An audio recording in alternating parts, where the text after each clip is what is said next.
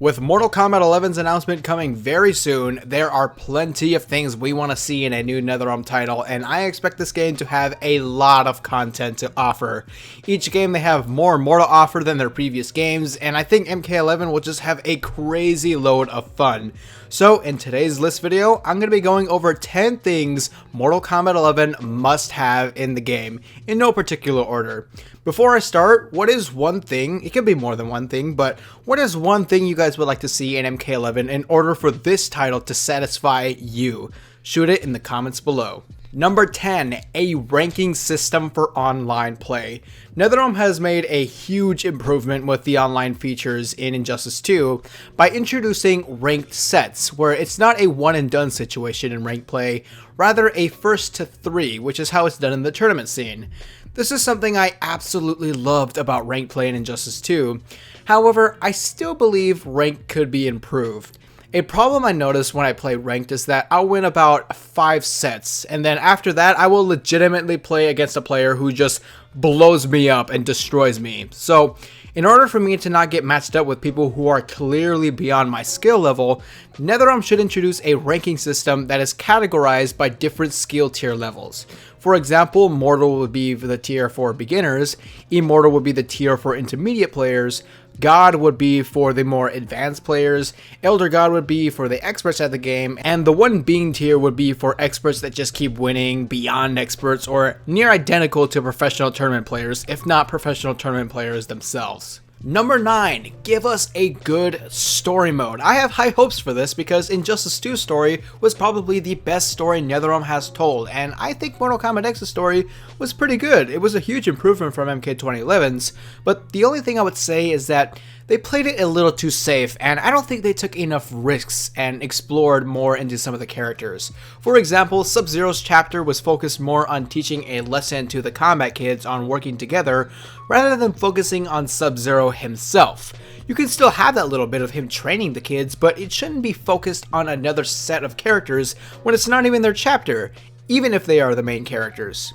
Despite that, I'm expecting a big step forward going from MKX to MK11. Again, I have high hopes for this because Sean Kittleson, who was the writer of the MKX comics and the lead writer for Injustice 2 story, will be the writer for the next MK game. Number 8, the return of character skins rather than gear pieces for the characters, or possibly both. One thing I do not like about Injustice 2 is that nobody has skins anymore.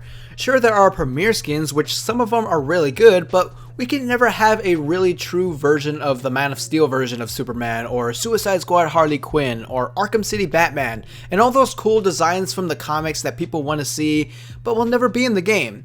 Just imagine how much it will suck if that was for Mortal Kombat. Say for instance, Raiden will never have his MK2 design, or Liu Kang will never have his MK1 design as a skin. That would just flat out be disappointing. Just the thought of never having skins again, that alone is just awful to think about. The Injustice 2 gear system is undeniably popular. There are a lot of people who like it more than people don't. So I think some version of that will be in MK11, but I think they should just give us the option to just flat out have a skin from a previous game, or maybe a new designed skin. Having both would be remarkable. It's appealing to those who just like skins, and it's appealing to those who like gear. It's the best of two worlds. You cannot go wrong with that.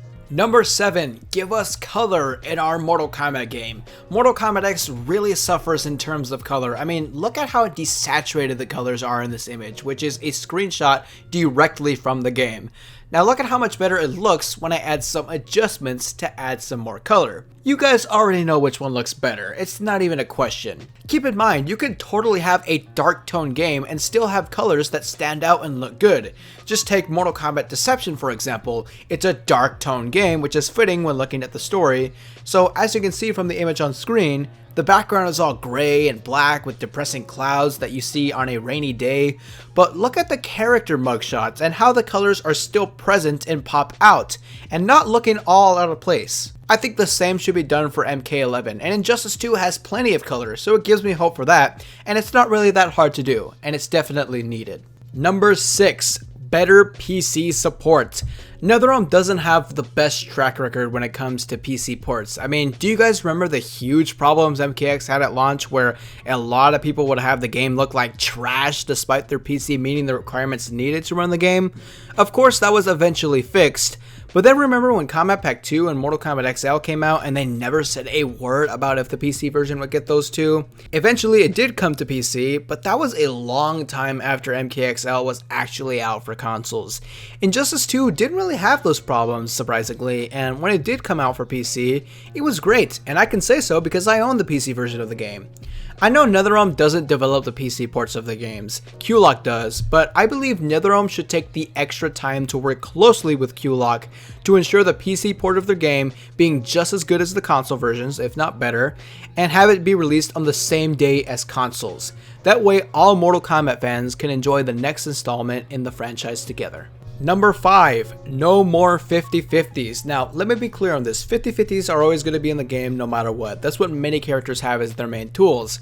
But the problem Mortal Kombat X has, what kills the game for me personally, is that 50-50s exist for every character, and that's literally the only option you have. Every other tool that you have to work with that isn't 50-50 related won't get you the win in the match, and that's best that you just don't use it. And since the game is so focused on offense and 50-50s, the match becomes a guessing game. You're basically lucky if you block something overhead or low, and by the way, anything you do that gets blocked, your turn is over for possibly the whole round. Everything you do on block in that game is unsafe, especially if they have good corner tools. If they get you there, you're pretty much done. MK11 needs characters to have other options to work with that aren't always punishable, that aren't always big combo starters, and that don't end the match or the round the moment you block something or they block your attack. Sure, you can have some punishable moves and 50-50s, I'm not saying get rid of those completely, but don't base your game around them to a point where it's a coin flip game. Number 4 is to have some better music. Mortal Kombat has had some really great music in the past and have become an icon in the franchise that will live on forever, but nowadays, we really don't have any memorable music from the most recent games. There are a couple of good ones, sure, like the temple in Mortal Kombat 2011 and Shao Kahn's throne room, but nothing has been really able to capture that urge to want to listen to a certain track over and over again. Mortal Kombat X's music is too cinematic for a video game, and I think when you're making music for a game, especially if it's a fighting game, you have to make music that will pump you up and motivate you when you're fighting. Another important thing for them to do is to finally include a theme from the Mortal Kombat games, or for the Mortal Kombat games I should say. Now you might say, Mortal Kombat already has a theme, what are you talking about? Guys, Techno Syndrome from the movie has never been a thing for the games, and I wouldn't mind a cover for Techno Syndrome as the theme for Mortal Kombat 11, but if anything, I would really prefer this small little bit from the MKX main menu to be the theme for the games moving forward. Take a listen.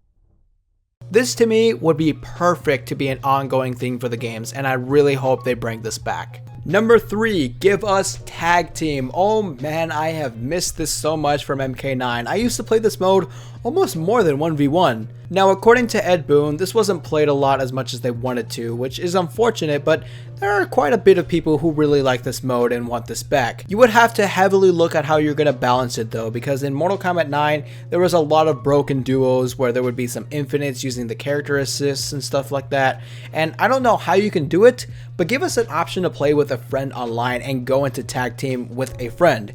Team related features for a Mortal Kombat game is something I would love to see more of because it's much more fun playing with your friend and working with your friend than fighting against your friend and getting salty at your friend. Number 2, give us more arenas or stages, whatever you want to call them. Just give us a lot of them. Mortal Kombat 9 had over 20 stages, Injustice 1 had 15, MKX had 14, and Injustice 2 only has 12 stages, so looking at these numbers, we are getting less and less stages each game, and I really do not want Mortal Kombat 11 to end up with like 10 stages or 9 stages. That would just be lame. We should have at least 15 stages and then add maybe 2 more in updates to at least get close to 20, like how it was in MK9. Now, I understand as the graphics are constantly improving from each game that it's getting harder to make very detailed and pretty looking maps, but I think a lot more time should go into these stages, almost as much as when it comes to creating the roster. I'm no game developer, I don't plan to, and I don't know how this is, but I just want more stages. At least try to give us more stages. Finally, at number 1, we have a better roster. I think this is the most important thing about the game behind a good story and balanced gameplay.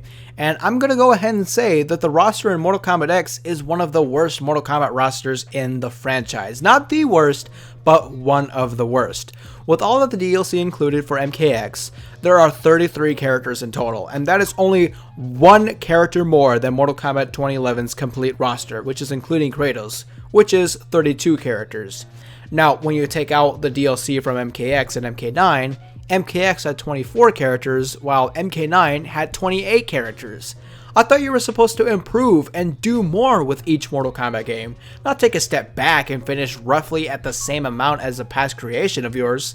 MKX also suffers from being too safe when it comes to the roster choices. The returning characters are just some of the Mortal Kombat 1 and Mortal Kombat 2 characters that we see all of the time, and some of them like Kung Lao, Ermac, and Reptile barely had anything to do with the story. And in terms of 3D era representation, there are only 5 characters from there, and 3 of which we see all of the time, like Tanya, Quan Chi, and Kenshi. There's nothing wrong with those characters, I like them all, but NetherRealm should really explore other 3D era characters and revamp them like Fujin, Serena, Frost, Li Mei, Havoc, Ashra, some of which appeared in the MKX story mode. Now some of you may say, but Brusque, this game wasn't meant to be a 3D era reunion, this was meant to be a game for the new characters they introduced. I understand that, and I think that idea could work, but when some of the new characters like Ferrator and Jackie that barely offer anything interesting, or Aaron Black who is cool looking and interesting, only to be tossed around like a jobber, then they are just as good sitting with some of the 3D era characters who have a lot of potential and have been waiting years to get a second chance, only to get replaced by someone who was meant to be better, I guess, only to be just on par with them, if not worse. And if you introduce even more new characters when some of the new characters you already introduced need improvement, that would just be dumb. I don't think that would be a smart move, and I don't want to see any more new characters. Maybe 1 or 2, that would be fine, but I do not want to see more than 2. We have enough. All I'm saying is give us a balance between classic and 3D era representation along with the new characters that were introduced in X. Take risks when making the roster and make way for some new potential with the console era characters, because if we just have, Johnny Cage, Sonya, Jax, Kung Lao, Kano every single game, then it just gets boring. Nothing wrong with those characters, but please NetherRealm, do not be afraid to have some characters sit out. I've spent a little too long on this, and I'll bring more of this up in future videos. Now, you all should probably assume that this list is pretty instinctive. We all have our own personal thoughts and what we think needs to be in the next MK, like characters and such. So, again, I will ask, let me know in the comments what are some of the things you think MK11 must have. Whatever your thoughts are, leave it in the comments below and share what you have to say. Be sure to subscribe to the channel for more MK content like this, and give a big thumbs up if you enjoyed. That's going to be it for today, and I'll see you guys in the next one.